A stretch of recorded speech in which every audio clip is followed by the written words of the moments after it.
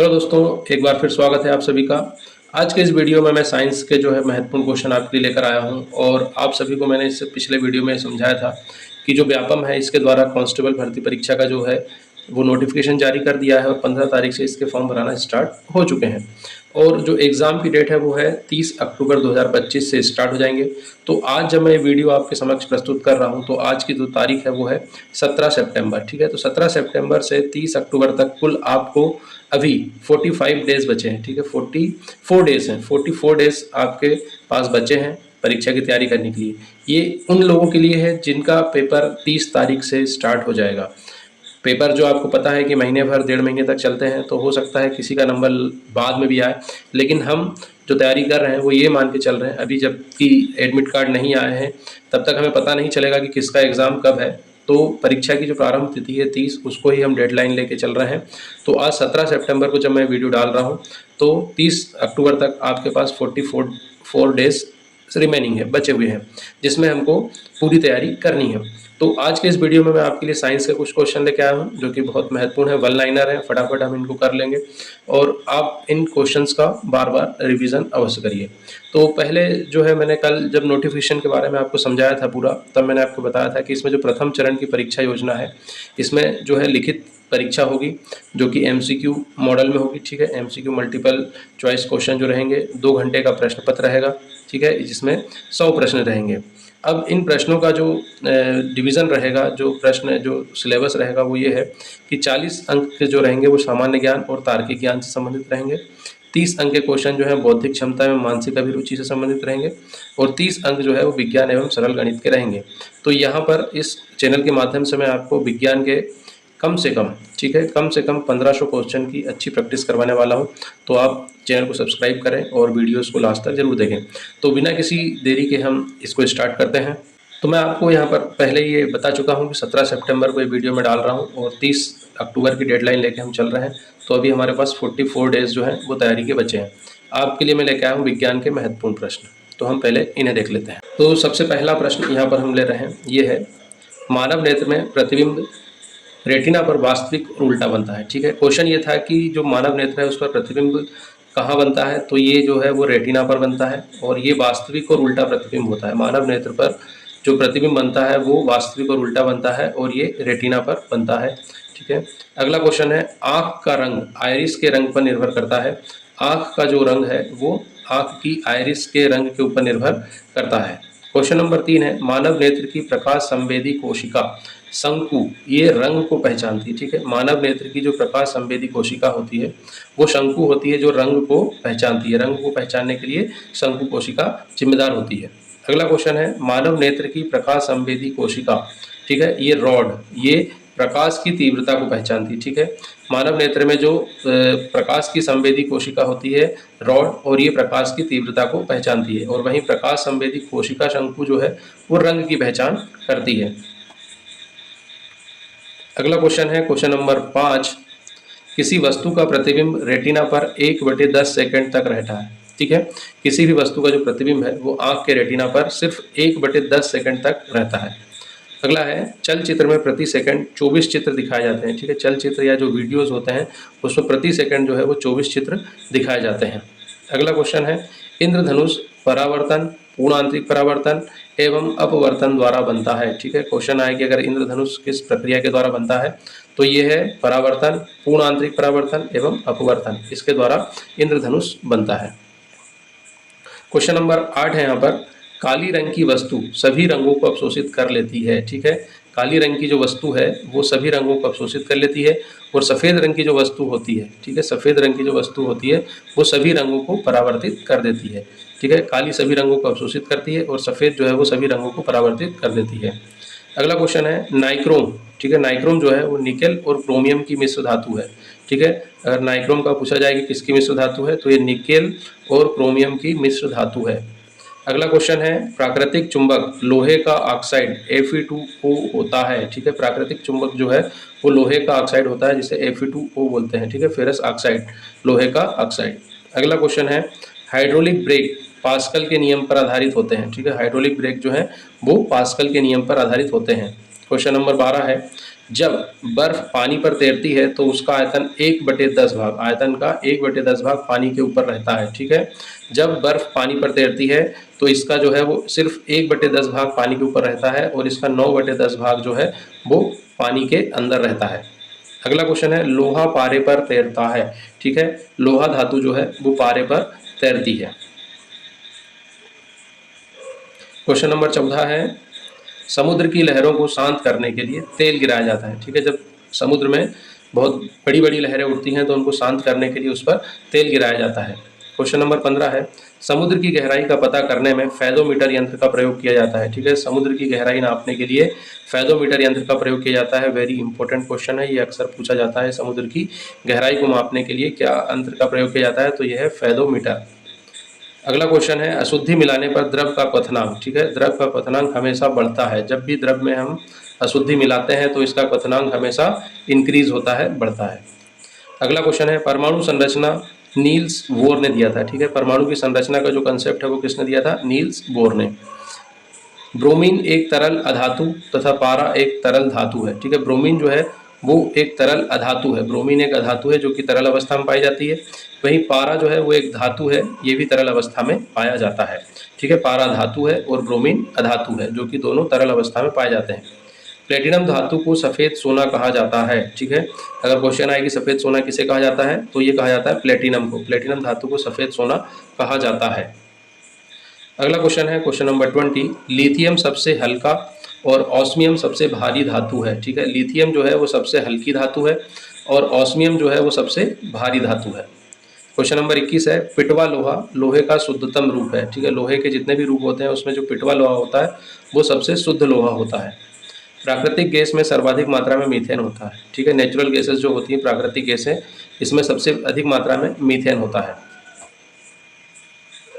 Question number 23 है, प्रथम परखनली शिशु का जन्म 1978 ईस्वी में इंग्लैंड में हुआ था, ठीक है। पहला परखनली शिशु कहाँ हुआ था, 1978 इंग्लैंड में। अगला क्वेश्चन है, पचे हुए भोजन का अवशोषण छोटी आंत में होता है, ठीक है। जो भोजन पच जाता है उसका अवशोषण किस में होता है, छोटी आंत में। पचे हुए भोजन का अवशोषण छोटी आंत में होता है। क्वेश्चन नंबर 25, मानव शरीर में 20 प्रकार के अमीनो अम्ल पाए जाते हैं। बहुत ही इंपॉर्टेंट क्वेश्चन है, मानव शरीर में कितने प्रकार के अमीनो अम्ल पाए जाते हैं, तो ये है 20 प्रकार के अमीनो अम्ल मानव शरीर में पाए जाते हैं। क्वेश्चन नंबर 26, सौंदर्य मनुष्य के सौंदर्य के अध्ययन को क्या कहा जाता है, तो इसे कहा जाता है कैलोलॉजी। मनुष्य के सौंदर्यता का जो अध्ययन किया जाता है उसे कहते हैं कैलोलॉजी। क्वेश्चन नंबर 27, हिप्पोक्रेटस को चिकित्सा शास्त्र का जनक कहा जाता है। क्वेश्चन ये था कि चिकित्सा शास्त्र का जनक किसे कहा जाता है, तो ये है हिप्पोक्रेटस। चिकित्सा शास्त्र का जनक हिप्पोक्रेटस को कहा जाता है। प्रोटोजोआ एक कोशिकीय जीव है, ठीक है। प्रोटोजोआ कैसा है, एक कोशिकीय जीव है। ये जो है वन लाइनर क्वेश्चन है, तो इनमें मैंने ऑप्शन नहीं दी है, डायरेक्ट आपको इसके आंसर सहित बता रहा हूँ ताकि ज़्यादा से ज़्यादा क्वेश्चन जो है वो हम सॉल्व कर सकें। तो आप इस वीडियो को लास्ट तक जरूर देखिएगा और एक दो बार रिपीट भी करिएगा, इससे आपको जो क्वेश्चन है वो अच्छे से याद हो जाएंगे और इसी प्रकार के क्वेश्चन आपको एग्जाम में देखने को मिलेंगे। क्वेश्चन नंबर 29 है, गर्म करने पर जल का घनत्व नहीं बढ़ता है, ठीक है। गर्म करने पर जल का घनत्व नहीं बढ़ता है। 30 नंबर का क्वेश्चन है, सोडियम को मिट्टी के तेल में रखा जाता है, ठीक है। सोडियम को किस में रखा जाता है, तो ये मिट्टी के तेल में रखा जाता है, इसे केरोसिन भी कहते हैं।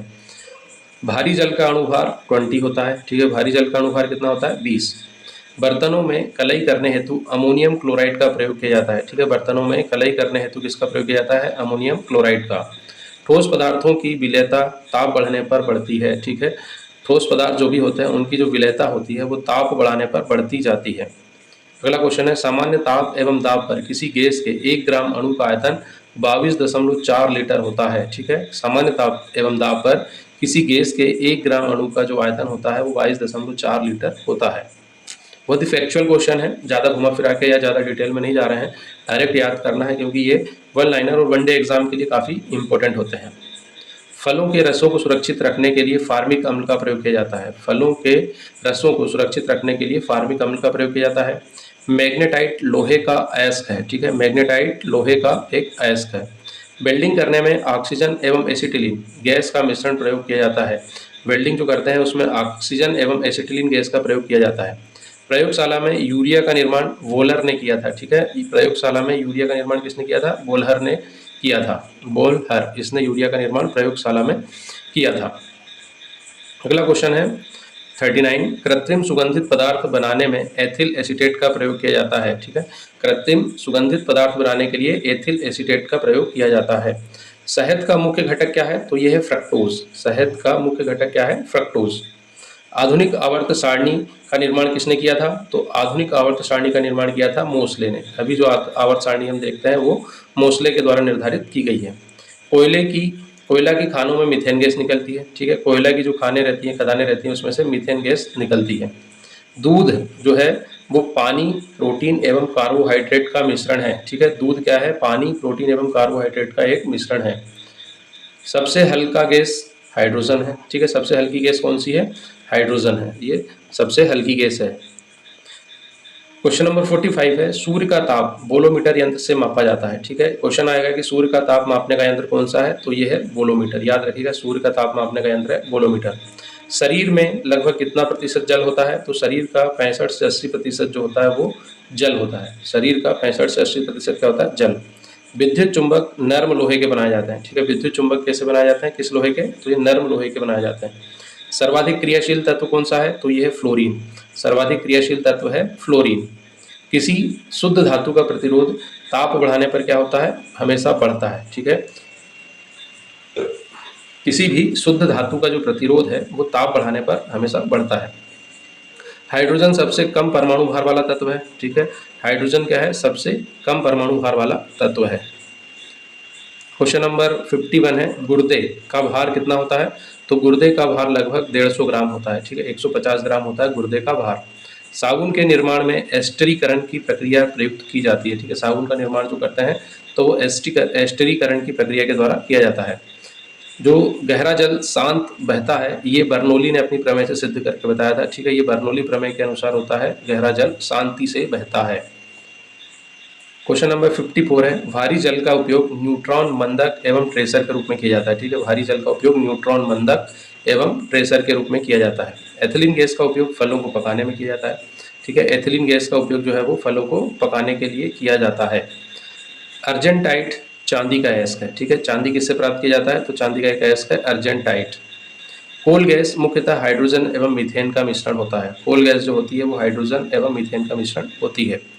न्यूट्रॉन एक आवेशहीन कण है। ठीक है, न्यूट्रॉन कैसा है? आवेशहीन कण है। न्यूट्रॉन आवेशहीन कण है, वहीं इलेक्ट्रॉन नेगेटिव है और प्रोटॉन जो है वो पॉजिटिव है। अगला क्वेश्चन है 59, प्रयोगशाला में बनाया गया पहला कार्बनिक पदार्थ कौन सा है? तो यह है यूरिया। प्रयोगशाला में पहला बनाया गया कार्बनिक पदार्थ है यूरिया। रक्त के प्रवाह को रोकने के लिए फेरिक क्लोराइड का प्रयोग किया जाता है। रक्त के प्रवाह को रोकने के लिए फेरिक क्लोराइड का प्रयोग किया जाता है। गैसोलीन कच्चे तेल का अवयव है। ठीक है, कच्चे तेल किससे प्राप्त होता है? तो गैसोलीन से। पारा अमलगम का आवश्यक तत्व होता है। ठीक है, अमलगम जो बनता है उसमें पारा एक महत्वपूर्ण तत्व होता है। मानव हृदय में कितने कोष्ठ होते हैं? तो मानव हृदय में 4 कोष्ठ होते हैं, इसलिए मानव हृदय को 4 कोष्ठी कहा जाता है। खाद्य पदार्थों के संरक्षण के लिए बेंजोइक अम्ल का प्रयोग किया जाता है। ठीक है, खाद्य पदार्थों के संरक्षण के लिए बेंजोइक अम्ल प्रयोग में लाया जाता है। हीलियम को छोड़कर सभी अक्रिय गैसों की बाह्य कक्षा में 8 इलेक्ट्रॉन होते हैं। ठीक है, सभी जो अक्रिय गैस होती हैं उनके बाह्य कक्षा में 8 इलेक्ट्रॉन होते हैं, केवल हीलियम को छोड़कर। हड्डियों में लगभग 8% फास्फोरस होता है। ठीक है, हड्डियों में 8% के लगभग फास्फोरस होता है। ओजोन गैस से सड़ी मछली की तरह गंध आती है। ठीक है, ओजोन गैस किस तरह गंध करती है? सड़ी मछली की तरह। अर्धसूत्री विभाजन में गुणसूत्रों की संख्या आधी रह जाती है। ठीक है, नाम से पता चल रहा है अर्धसूत्री, तो गुणसूत्रों की संख्या जो है वो आधी रह जाती है।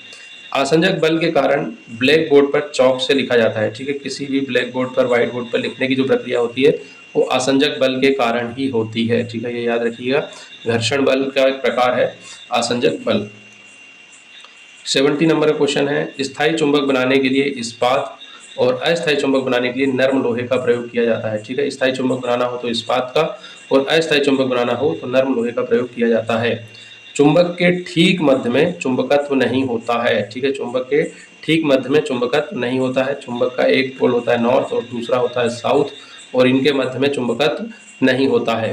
विकिरण के कारण बादलों वाली रात स्वच्छ आकाश वाली रात की अपेक्षा गर्म होती है। ठीक है, जिस रात बादल घने रहते हैं वो रात गर्म रहती है अपेक्षा की स्वच्छ आकाश वाली रात। क्यों? क्योंकि विकिरण के कारण जो है धरती से प्रभावित होने वाली किरणें बादलों से टकरा कर वापस आ जाती हैं, इसलिए उस रात जो होती है बादलों वाली रात वो गर्म होती है।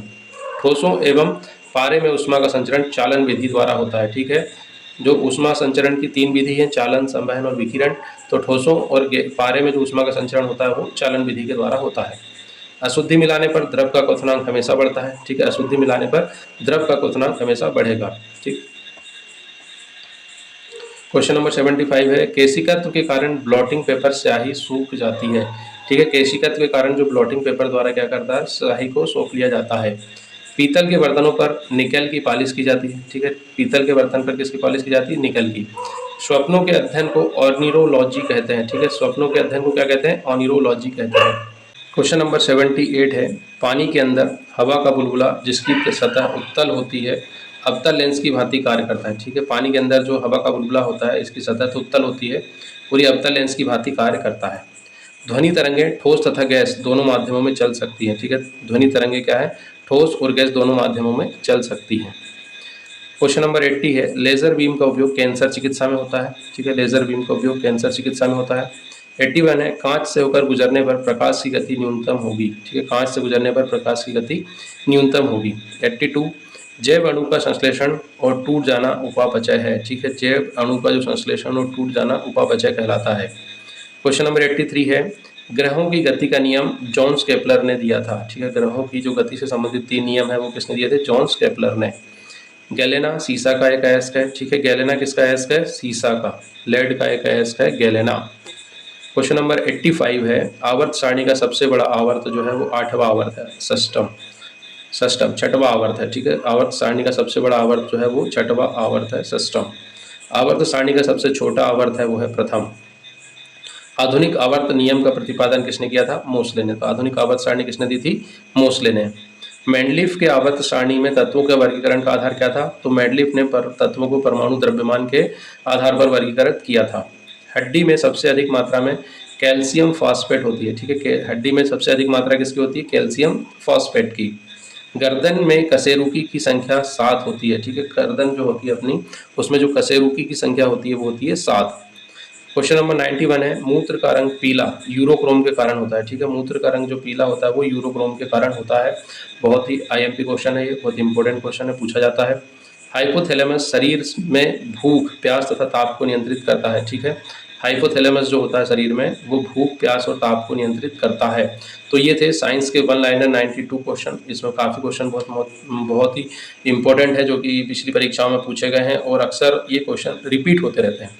तो आप इसको एक सरसरी जो निगाह है उससे देख लीजिएगा। अगर आपको इसकी पीडीएफ चाहिए तो आप मुझे वीडियो के कमेंट्स में ज़रूर बताइए, तो मैं आपको इसकी जो है वो गूगल ड्राइव की लिंक्स उपलब्ध करा दूंगा और आगे जो भी पीडीएफ बनने वाली है वो सभी आपको गूगल ड्राइव पर फ्री ऑफ कॉस्ट में उपलब्ध कराने वाला हूँ। तो वीडियोज़ को भी ध्यान से देखिए और अगर आपको पीडीएफ की ज़रूरत पड़े तो आप कमेंट बॉक्स में ज़रूर लिखिए, मैं आपको उसकी लिंक उपलब्ध करा दूँगा। ठीक है, चैनल को सब्सक्राइब करें, वीडियोज़ को लाइक करें। बहुत बहुत धन्यवाद।